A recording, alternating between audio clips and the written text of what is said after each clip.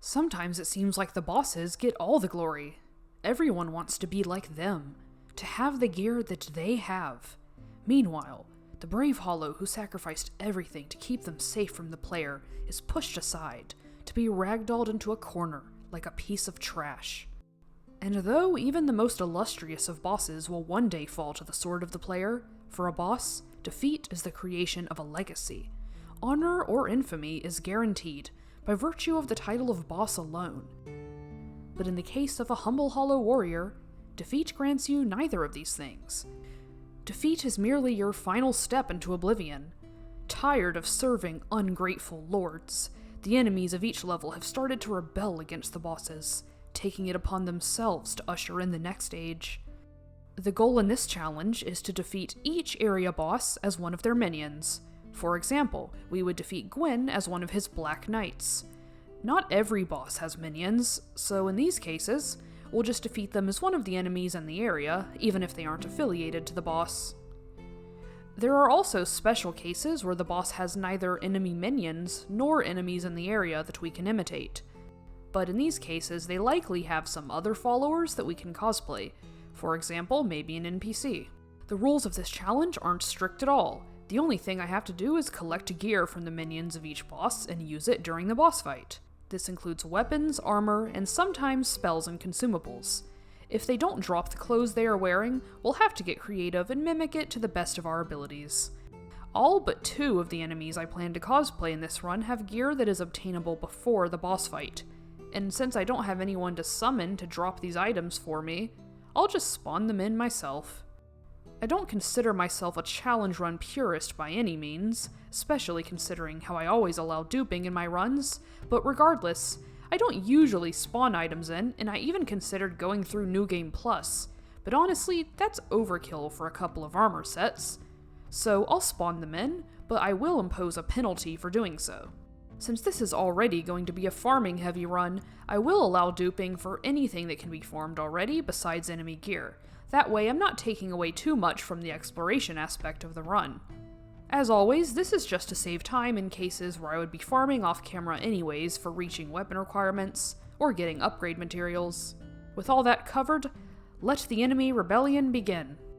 Our journey begins as a nameless hollow in a distant asylum, where our first act of rebellion is challenging the asylum demon, the de facto warden of the prison. While I normally don't bother fighting it without going through the door first, fighting it like this fits the theme of the run this time. We might as well say that we are cosplaying one of the other hollows in the prison since we have nothing but a broken sword to our name, one that I'm not even using because it's somehow worse than bare fists. The asylum demon loves situating himself in a corner where I can barely get behind him, so we're really gonna have to take the hug the booty mantra to the heart because that's where we'll be stuck for the next 20 minutes. Thankfully, I was able to kill him before he could obstruct my view again, which is what I choose to blame for taking those hits. The first thing I'd like to do is start collecting some humanity so I can increase my item discovery. Even with just 5 soft humanity, we can start to see a difference in item drop rates, and the more enemies we kill, the more soft humanity we'll get to speed up the farming process. There's a few things I'll need from the Hollow Merchant for later, so as I farm, I can use some of the souls I get to buy out his shop. The first enemy to rebel against their boss will be one of these Hollow Warriors. While they aren't necessarily serving the Taurus demon directly, they still benefit it by continuing to guard the abandoned Burg it inhabits in their maddened state. So it's up to the Hollow Warrior to take back control of the undead Burg from the ferocious demons. Aside from the armor, I'll also need to get their sword, battle axe, and cracked shield. Although they seem to be wielding a broken straight sword, they drop a short sword, so I think it's fair if I use that instead. Aside from the armored hollows, there are also some hollow soldiers here that we can get gear from as well. Despite the fact that there are a couple of these enemies in the arena, I'm not using their gear for the Taurus demon because I've already reserved them for another boss where my options are much more limited. As a hollow warrior, we have access to firebombs for a decent ranged option. I didn't use the plunging attack method this time because I wanted to get a little more time to test out both of our weapons. The short sword variant also prefers to block with their shield rather than two-handing the sword, so I'm going to try to block its attacks when I can. Our cracked round shield is pretty terrible. worse than the Slave Shield in Demon Souls in terms of damage reduction and stability. Even on an early boss like this one, it's barely passable as a shield. The only reason it works in this fight is because the Taurus Demon's attack recovery is slow enough to let us get our stamina back. Once I got him to around half of his health, I swapped to the battle axe and could finally ditch that useless hunk of wood and do some damage. With the way ahead now cleared, we can quietly infiltrate the Undead Parish completely unnoticed. In a run like this, it's good to keep a list of weapons and stat requirements so I know what to level. I'll be needing 14 dexterity and 12 strength to wield the weapons I'll be using next. Even though it would be easier to buy the rapier and buckler off the undead merchant, I want to use the Baldur side sword and shield since those are unique to Baldur Knights. I actually died while farming the Baldur gear and lost the 13 soft humanity I had accumulated up to this point, as well as the 20k souls I was saving for the Crest of Artorias, since I didn't manage to get my souls back. Having to start back from square one hurt a little, but as I started to farm again, I remembered something important. Lautrec! That man carries enough humanity to make the furtive pygmy blush. Once I was back to a decent item discovery level, it didn't take long to get the final parts of my Baldur Knight cosplay. I decided to hold off on the crest for now and focus on leveling up my endurance instead. Obviously, I would need a higher max equip load not just now, but for future armor sets as well. +5 should be more than enough for the gargoyles, but I'm still heavy rolling, so before I fight them, I'm going to collect a few more soul items so I can level endurance a couple more times. At 19 endurance, I was still heavy rolling, so at this point I just accepted it and went to the boss. I considered going to get Havel's Ring, but that would be admitting to the gargoyles that I'm too scared to face them without it, and I wasn't about to show any weakness in front of them. Besides, we've got a good shield now, so dodging isn't as important here. In addition to that, the Baldur side sword has a low stamina cost for the damage it's doing. Its speed also gives us plenty of room to punish the gargoyles with a couple of R1s. This fight was going smoothly up until the second one showed up. My progress started to slow down at that point. That's the downside to being in heavy load. It can be harder to escape from both of them without getting caught in a combo, plus my muscle memory to roll out of the way wasn't helping much either. Thankfully, the Baldur shield has great stability combined with its 100% physical damage reduction, so even when my health starts to get low, once one of the gargoyles is down, this fight no longer poses any real threat. After ringing the first bell, I'll get endurance to 20, then continue putting levels into strength. From here, we'll continue down into Lower Undead Burg and start gathering equipment for the Capra Demon. As we all know, his true minions are the dogs in the arena, but obviously, since the dogs have no equipment, I can't really do anything to mimic them. Sadly, there's no bite attack. But not to worry, the Hollow Thieves are perfect candidates for our rebellion. They are exclusive to this area and drop all of their equipment, so they can pretty much be considered the minions of the Capra Demon. We can also pick up their shield from a corpse inside one of their dwellings. As usual, we free Griggs and pick up the catalyst inside this room for later. And once we've got everything we need from this area, we'll keep farming until we get the bandit's knife. Surprisingly, it only took a few minutes to get all the gear to drop, so now all we have to do is upgrade our knife a little and we're all set to challenge the Capra Demon. A thief's setup isn't exactly ideal for this fight. We have no poise, and our dagger isn't doing the most damage. The bandit's knife really stands out for its abnormally high critical damage, which we have no way of utilizing against the Capra Demon. However, we can make use of its bleed damage. We didn't manage to trigger it until the end of the fight, but that's better than not triggering it at all. Even though I said this setup was less than ideal, I didn't die this time, so I can't really complain. We may not have gotten to use crits against the Capra Demon, but there were more than enough hollows in this room to make up for it. Another favorite tool of the Hollow Thieves is throwing knives. Even these proved useful as they helped isolate the dogs from the butcher. After stealing the large ember from the chest, I'll make my getaway and return to Firelink Shrine to claim another level. I didn't have any urgent reason to go here, but for some reason I felt like clearing out New Londo ruins. I suppose it wouldn't hurt to get it over with.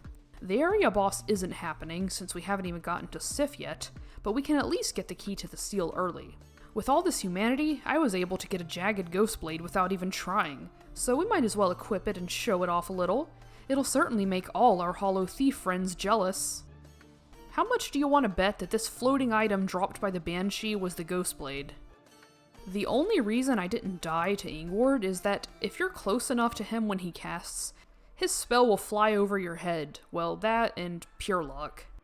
I could always run down to the very large ember straight away, but for now, I'm not gonna risk it, so I'll just get my red Tearstone ring and come back here later. Blighttown's next on the agenda. We've already got more than half of the souls we need to buy the Crest of Artorias, so the first thing we'll need to do is defeat Mildred to cover the rest of the cost. Mildred by herself isn't all that scary, but she can quickly make a tag team with the mosquitoes that followed her into the room. If we lure her to the very end of the tunnel, we should be able to kill her before they have time to catch up. Mildred's not the sharpest knife in the drawer. She chose to take the ladder into combat, which didn't end well with those hemorrhoids she has. From here, I'll go back up to get the falchion, and since Lautrec is dead already, we can get the Firekeeper soul as well. Miraculously, I did all that without dying, but I know better than to take any more risks. I'm just gonna buy what I need before I lose these souls to something stupid. Now I need to go back down and prepare for what is probably the most unique cosplay we're gonna do in this run. Quelaag's egg carriers have no clothes and no weapons. That is, no weapons except for the parasite that grows from the eggs on their backs. In order to get infected, we need to let ourselves get grabbed by one of them. It won't connect if we're on an incline, so we need to bring one of them all the way to the fog entrance where there's some flat ground. Now we just need to find something to do in the meantime while we wait for the egg to grow. Taking out this Titanite demon with the bandit's knife should be a perfect way to kill the time. Just moments after we kill it, our character is already scratching his head, and shortly after that, out will come the egg itself. To evolve it, we'll have to get our souls the old-fashioned way and farm the forest hunters until we get 100k. I'm 99% sure that consumable souls don't work and therefore duping doesn't work, but several sources claim that it does work. But when I tested it to be sure, nothing happened. Maybe I have to consume another 100,000 for both of us? Either way, I just farmed for 100k and eventually was able to give birth to a beautiful bouncing baby, whatever this thing is. Since I only earned about 100,000 of these souls legitimately, I'll only spend about that much on levels. Normally I'd dark sign after this, but I don't want to lose my soft humanity, so I'll just spend the rest on some random shit. Now if I could do the proper input, I could demonstrate just how great our damage is going to be against Quelaag. Notice how I am in RTSR, and still doing 12 damage. I guess the ridiculous lengths you have to go to get this wasn't insulting enough, so on top of that, they had to make it unaffected by RTSR. People only use this for its insane poise damage, but Quelaag isn't really the right type of enemy for that. Even if our damage buildup will be painfully slow, we have to be thankful that she has a simple, predictable moveset as well as a big hurt box. That being said, I still took a lot of damage during this fight. The most annoying thing was getting stomped on when she tries to hop away. That's to be expected of a 50-minute fight where you'll have plenty of time to make stupid mistakes. Our best chance to attack is when she's doing her lava spit. Usually, if you stand next to her legs, she'll go for another round or two, so you can keep attacking her while she's stuck in that loop. After I ran out of Estus, I started popping humanity items to heal myself. I'd been here for so long that I didn't even care if I was wasting them anymore. I very easily could have screwed this up at the very end, but I've just got that worm in me, so a little pressure won't stop me. I never want to do that again. And after all that suffering, my only reward is half of the souls I usually get for fighting her. I don't think I've ever talked to him while already infected with the egg, but it turns out there's no unique dialogue. I gave my spare humanity from the fight to the fair lady, which ended up being for nothing since I didn't even use the shortcut in this playthrough. Actually, you know what? It's not for nothing. It was never about the shortcut. We're doing it for her, to ease her pain. Unfortunately, we can't free ourselves from this burden just yet. We have one more boss who needs to be overthrown by the egghead. Any servant of his sister's is the closest thing he has to a servant of his own, and the same can be said about the enemies of his sisters. If we rebel against one sibling, we're rebelling against all of them. He has even more health than Quelaag, and there's no way I'm going through that again. Sorry, Ceaseless Discharge, but you're getting disrespected with the cheese again. It feels so good to once again get the souls that are rightfully mine. After this, we're gonna head straight to Sen's fortress. While I'm farming gear for my next cosplay, I'll put back on my Baldur Knight uniform since it also fits the area. First, I'm gonna follow the boulder all the way down until we reach this pit. After waiting for it to fill up, the wall will be broken and we can pick up the covetous gold ring from the hidden room. A very important ring for an enemy drop-based playthrough. As long as we have 10 soft humanity while we're wearing it, we'll have the highest possible item discovery to help with our farming. While both variants of Man-Serpent will drop the weapons they're wielding, I'm choosing the soldier version since they are more abundant than the mages. They only drop the greatsword though. You can't get the shield they use, which is a shame since it's pretty cool looking. We'll have to get creative for the armor as well. After spending a little time examining a Man-Serpent corpse, I decided that the hollow soldier waistcloth is the closest thing I have to what he's wearing. We're out of luck with the necklace, but we can sort of mimic the arm wraps with the tattered cloth manchettes, which we can get from a quick trip back down to Blighttown. I'm also wearing Quelana's hood to hide my human head to add to the illusion of being a serpent.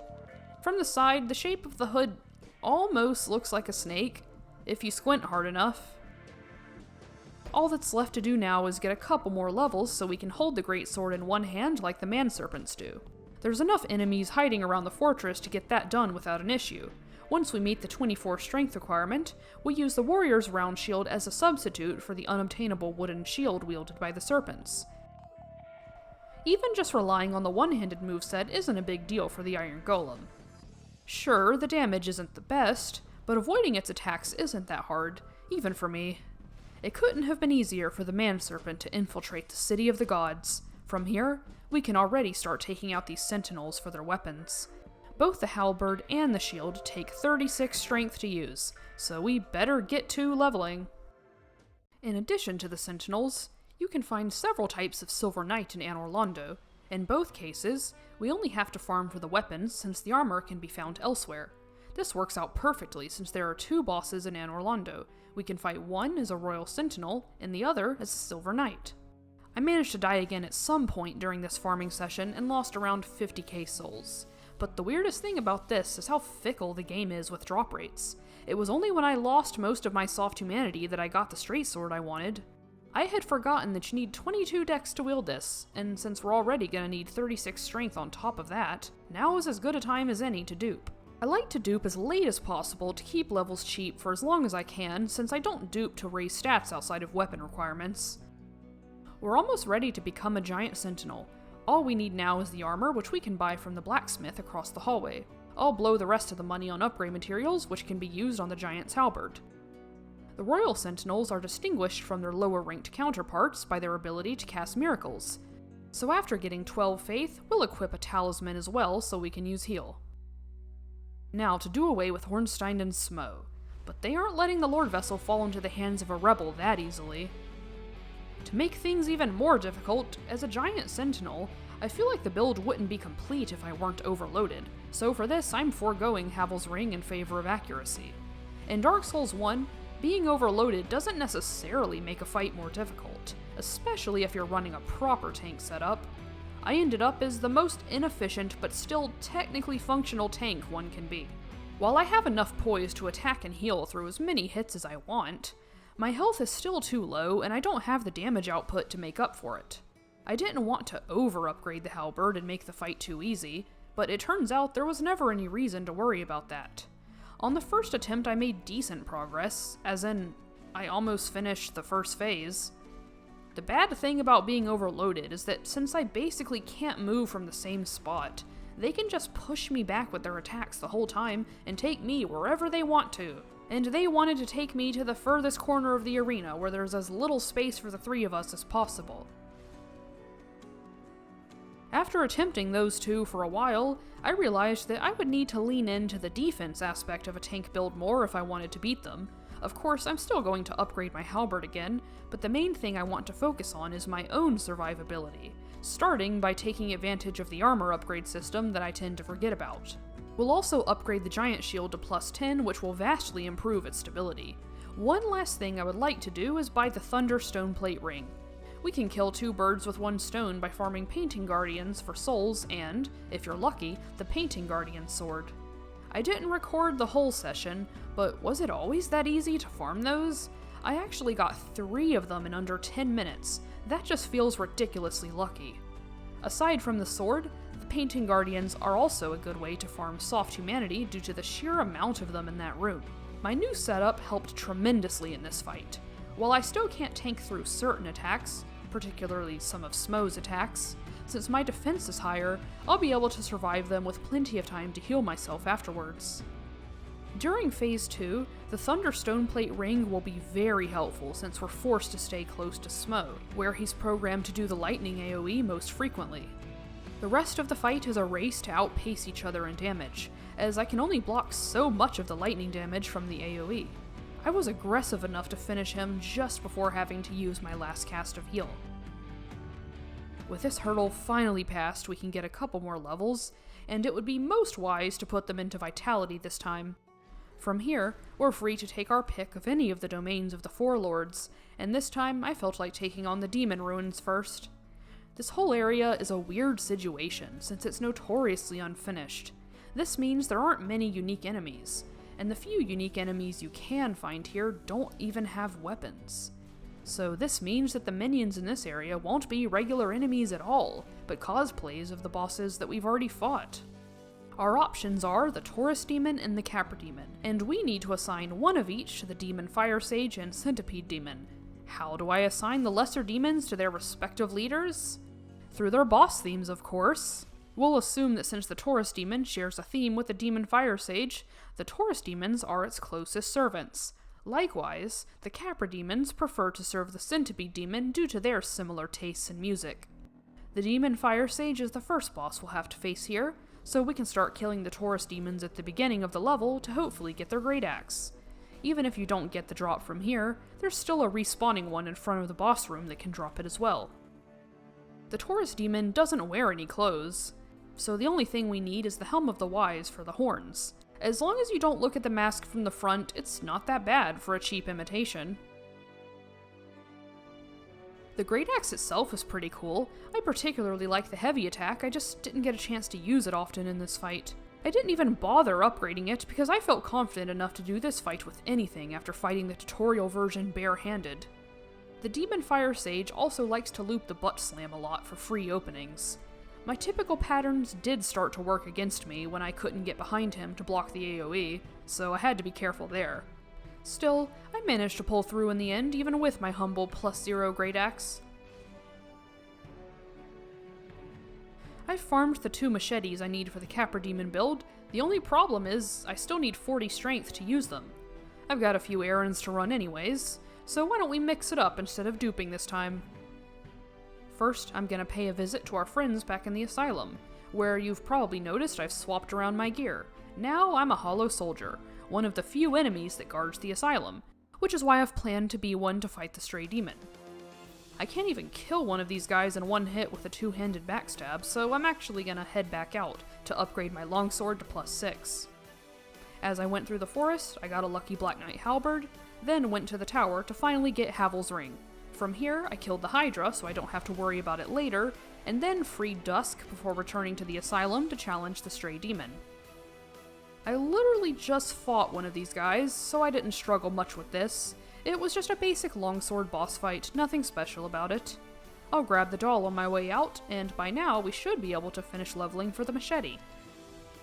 Or not. I guess we still need one more.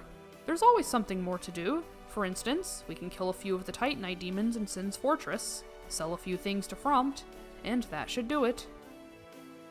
The Capra Demon also wears a waistcloth, so we can leave on the one we were wearing.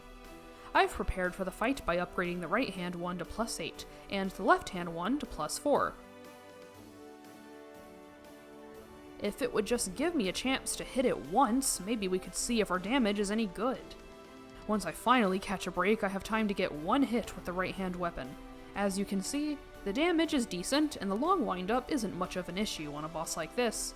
The wide horizontal slashes are perfect for chopping off its limbs. I don't usually cut them off in one go like that. The machetes aren't anything crazy, but the moveset is a lot of fun. The heavy slam attack is much like the one the Capra Demon himself uses. We're not quite done with strength yet, so before we move on, we'll level that one more time. As we fight our way through the sea of butts, the distance finally starts to close between us and our first Lord Soul. The bed of chaos is what remains of the Witch of Ceaseless, so of course, her minions are none other than her beloved children. Rather than a rebellion, this is an act of mercy, done on behalf of her daughters who lacked the fortitude to do the deed themselves. You know, putting aside the fact that I just killed another one of her daughters in cold blood.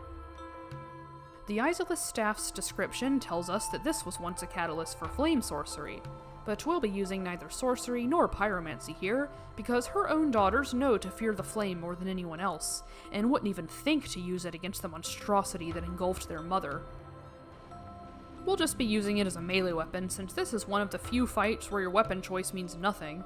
I always forget that you can just quit out in this fight since it saves your progress anyway. That's much easier than having to run all the way back out here. It doesn't help much if I still die on my way to the second orb, though. That was a little close for my liking, but it's all behind us now. Moving forward, we're nearing the first instance of having to fight the boss to get the gear of the followers. All of the Darkwraith gear besides the Dark Hand is only obtainable after defeating the Four Kings and unlocking the Darkwraith Covenant.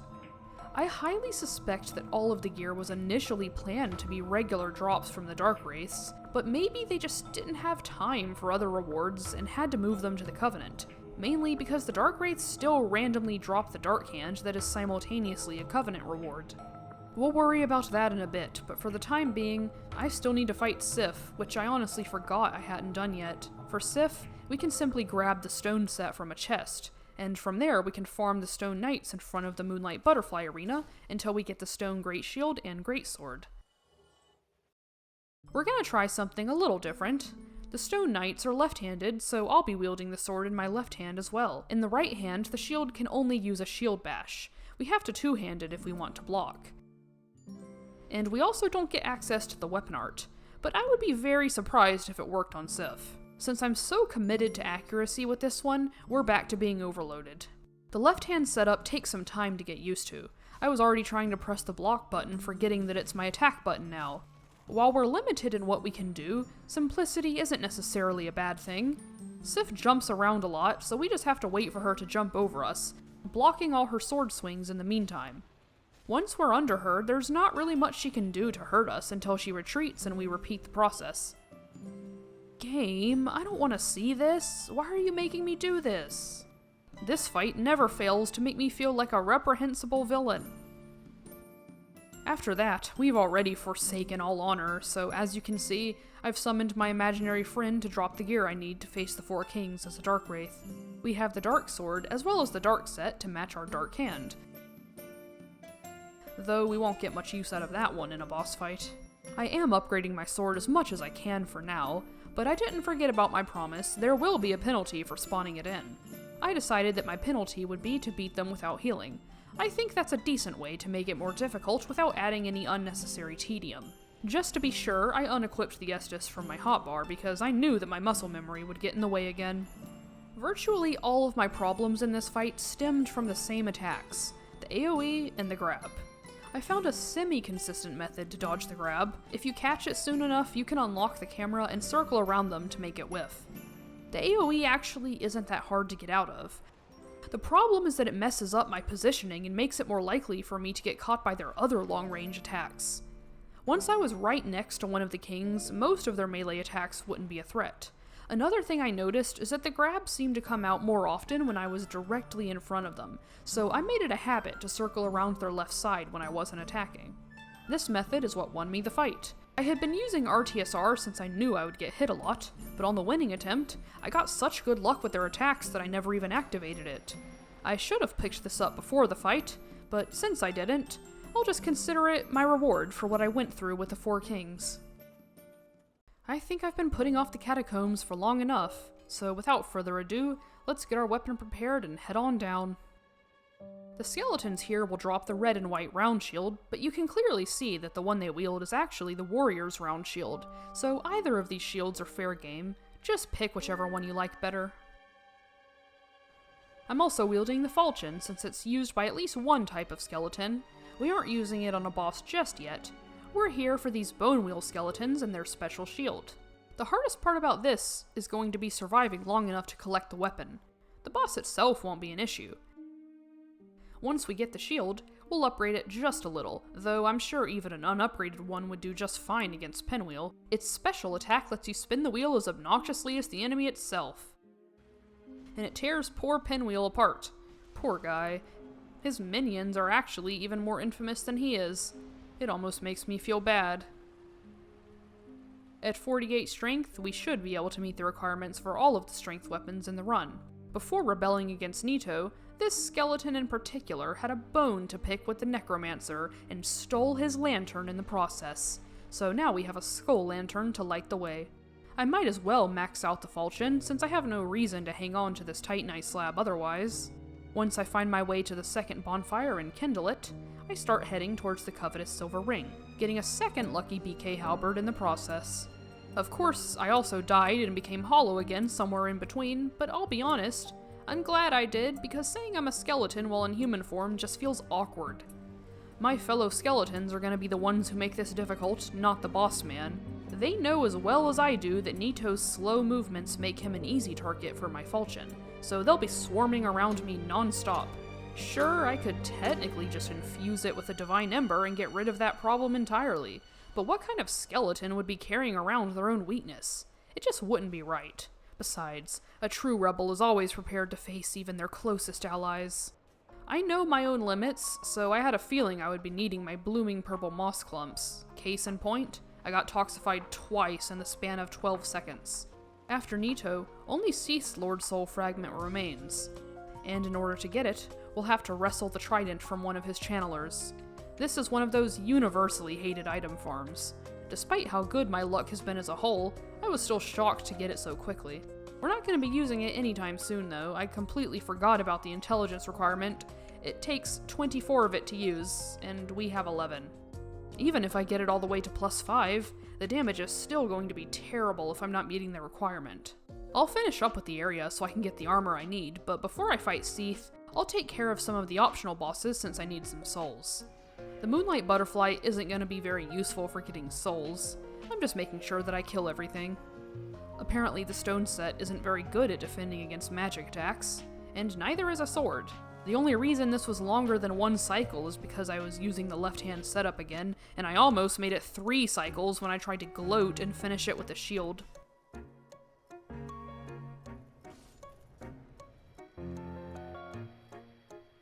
The channeler actually has something to do on the side before the big fight with Seath. Owing to the fact that there's another one in the sewers buffing the Gaping Dragon, they are serving the Gaping Dragon in some way. At the very least, they benefit from its presence. Perhaps they are even down here to study it, considering its relationship to Seath. Whatever reason it may be, the channeler is the closest thing I could think of that could be considered a minion of the Gaping Dragon. Everything else down here isn't a minion, but rather is on the menu. Judging from what we're seeing here, fighting Seath with this would be rough, so we made the right decision by holding off on that. For a little extra help, I brought along a catalyst since our trident can't cast spells like the enemy version. The damage of Heavy Soul Arrow is honestly not much of an improvement from the trident. Maybe because a certain someone forgot to equip the Bellowing Dragon Crest ring. These fights are starting to put into perspective just how many souls I'm gonna need for those levels. I've accepted the fact that I'm gonna have to dupe again, but that doesn't mean I can't go out and take out the rest of the optional bosses for the sake of the fights themselves. Finally making my way to the Painted World, I've shirked my duties as a painting guardian, and instead of merely watching over the painting, I've chosen to purge it of its inhabitants. Being a painting guardian comes with the added benefit of having a lifetime supply of throwing knives to shoot down these hanging items.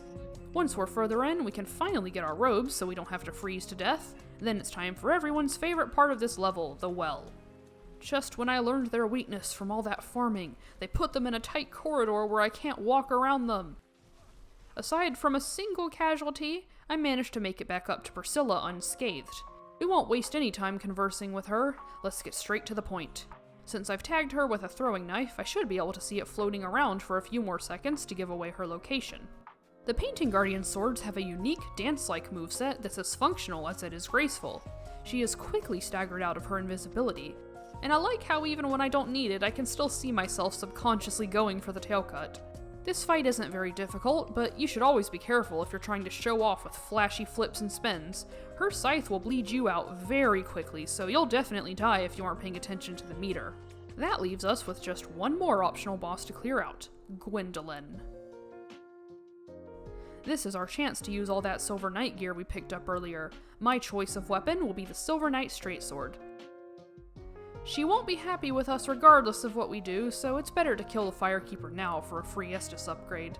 Gwendolyn used to give me a lot of trouble. This is especially obvious in the early videos of the channel, in case you want to see me die 17 times in a row to Gwendolyn. But I'm afraid I've got some bad news for the more sadistic ones among my viewers. I finally learned Gwendolyn's attacks. All 3 of them. No, literally, Gwendolyn only has 3 attacks, and I just didn't know how to dodge that damn flurry. Apparently, all you have to do is hug the wall and it can't even hit you. Once I see how easy this fight really is with that knowledge, it's pretty embarrassing on my part. Just as I thought. All of the optional bosses are done, and we don't have nearly enough souls to get to 24 intelligence, so let the duping continue. Of course, the one time I do the usual dark sign penalty after duping, it's on a fight where my soft humanity actually matters. Aside from raising item discovery, it also boosts your resistances to the elements, which includes Seath's curse buildup. As it turns out, the Channeler set has 0 curse resistance. Of course, Seath isn't considered enough to give protective gear to the people who hang around his hazardous crystals all day. I did have my sorceries as backup again, but they didn't do very well against Seath, so I didn't bother wasting my time casting them. Our melee weapon doesn't really fare much better. We're barely crossing the threshold for yellow damage. That made the fight a lot more tedious. The only interesting part of the fight was the dance I did at the end before I killed him.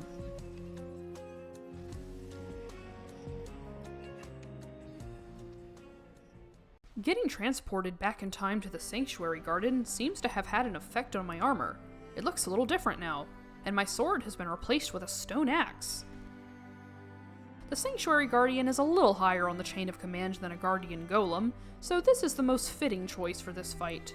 Much like their counterparts in Darkroot Garden, the stone golems are also left-handed. They don't have a shield, but their powerful great axe makes up for it. I wish we could use a special attack in the left hand like they can. Normally, the strong attack has a follow-up where you can make a shockwave. Even though we're overloaded to mimic the slow movement of the Stone Guardians, this fight was very easy since the Sanctuary Guardian gets staggered after just a couple swings of the great axe. I didn't forget about the penalty for spawning the gear in early. Don't worry, there will be one, and I am not looking forward to it. Before I get to that, I need to figure out what I'm gonna do about Artorias. Artorias is something of a minion himself, so he doesn't really have his own minions, at least not in the form of regular enemies.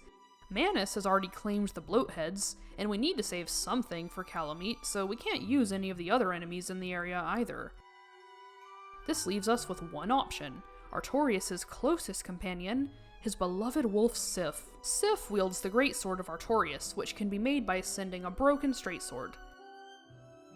After duping some souls to reach the 20 faith requirement, we'll be able to use it. While we are technically supposed to be cosplaying as Sif, our disguise is fooling no one, and certainly not Artorias. If I had gotten Ornstein's helm instead of Smough's, this would have worked slightly better, but I didn't, so the best thing I can do is put on a hood that covers my human face. Think about how horrifying this must be from Artorias' perspective. Not only is his most trusted companion turning against him for unknown reasons, but this same supposed companion has been replaced with some creepy naked dude pretending to be a wolf. How much longer must the Abyss torment him? Of course, some naked dude isn't going to be nearly as tanky as the real thing, so we have to play more defensively and try to keep our punishes quick. For a sword that takes around 20 points of 4 different stats to wield, you'd think the damage wouldn't be so mediocre. Owing to the fact that damage is split between physical and magic, the overall damage against Artorias will be relatively low since he's more resistant to magic damage. One thing it does have going for it is a very unique moveset. Both of the heavy attacks are reminiscent of the techniques of Artorias himself. Unfortunately, he knows better than anyone how to avoid his own techniques, and is much too fast to be caught by our delayed swings. The only chance I got to use it was at the very end of the fight, and even then I was cutting it close.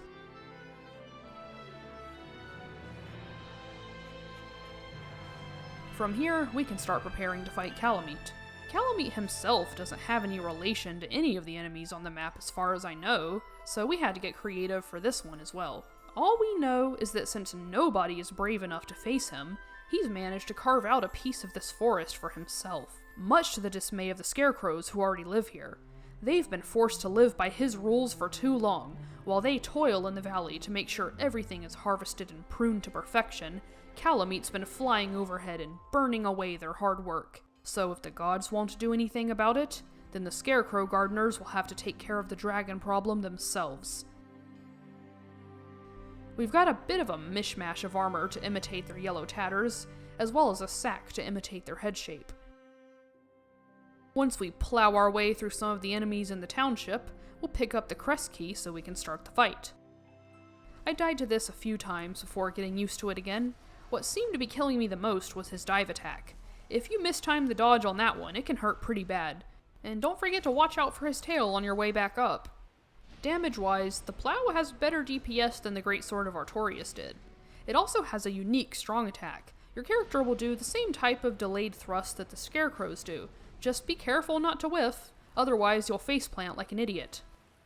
Kalameet and I had been slowly whittling away at each other's health. He drained me of all my Estus, and I just barely managed to make it out on top. With the garden saved from Kalameet's devastating fire, all kinds of wildlife can flourish here. Like these twin sanctuary guardians. Aren't they just lovely? This may just be a penalty, but it's gonna be harder than anything else in the DLC. My penalty is not to just fight them, that would be too easy. So, like the Four Kings, I may not use Estus, and that's in addition to being overloaded. The only thing I've changed is that I'm wielding the axe normally so that I can access the special attack. Not that they'll ever give me a chance to use it. This fight is so luck-based that it's ridiculous. Your own abilities don't even matter here. You are completely at the mercy of those flying demons. Sure, it may not be too hard to take out at least one of them, but you can't force the second one to come to you, so if it decides to shoot lightning at you from across the arena, that's tough. You're losing that one. I finally got lucky enough to have the second one approach me around the same time I killed the first one. Luckily, I was able to stagger it to death in a couple of hits after it put me into RTSR range. What do I even get for this? Fatigue? Pain? Emptiness? We've wasted enough time with that, so I think it's time we get ready to wrap up the DLC. For Manus, we'll fight him as one of his unwilling minions, the bloated sorcerers who were once the residents of Ulasil. I haven't really used magic much in this run, so I figured this would be a good opportunity to change things up a bit. We've already picked up the dark sorceries, so all we need is the Ulasil catalyst to cast them with. Once we've gotten our catalyst, they also drop their head, which we can wear to complete the look. I also put on the gold-hemmed black skirt since it looks similar to the dress they have on. We'll have to dupe for a couple more attunement slots, however, this should be the last time we dupe in the whole run. I'd like to get one more attunement slot that I need just in case. I have too much health to use hyper mode, so we have to pick either RTSR or Power Within, not both.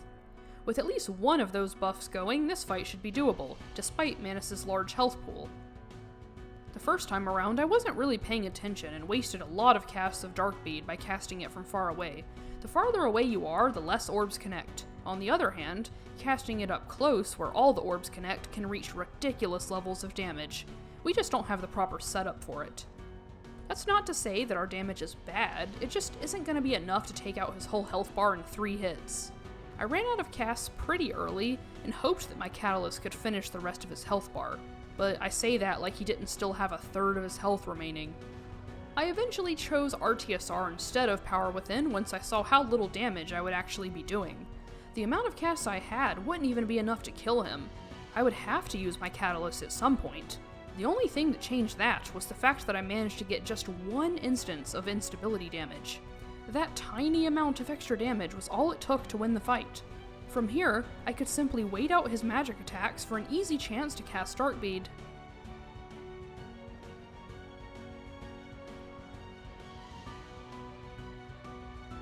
With all the other bosses of Lordran slain, only Gwyn still stands as a husk of the ruler he once was. His loyal Black Knights have watched over the kiln long enough, and even they recognize that a new leader is long overdue. So this time, I'll be using every Black Knight weapon in the fight. I couldn't choose just one. The order I'll use them in is based on their order in the inventory, so it'll be the sword, greatsword, great axe, and halberd in that order. I'll swap weapons after a quarter or so of his health has been done each time, so that each weapon can have its chance to shine. I also will not be parrying him with the shield. I'll only be using it for blocking. That way we can actually show off every weapon's individual moveset and not just the same riposte over and over. The only move we need to watch out for is the grab. The Black Knight shield has great fire damage reduction to block all his other moves. For the most part, we should have plenty of chances to attack if we circle around him. Plus, all of our weapons can stagger him within a few hits. Overall, this made the fight much more interesting than the usual parry routine, and it gave the impression that rather than a single rogue Black Knight, every knight in the kiln banded together to rebel against Gwyn. A rebellion against the gods themselves is only successful if we reject the path they have carved out for us, choosing instead to usher in the Age of Dark, which will put an end to their tyrannical rule, making way for the next tyrant. Thank you all for watching the video. I appreciate you taking the time to watch it all the way through, and I hope you enjoyed it. If you liked this challenge, you can check out my channel for even more challenges like this for all the Dark Souls games, Demon Souls, and Elden Ring. Until next time.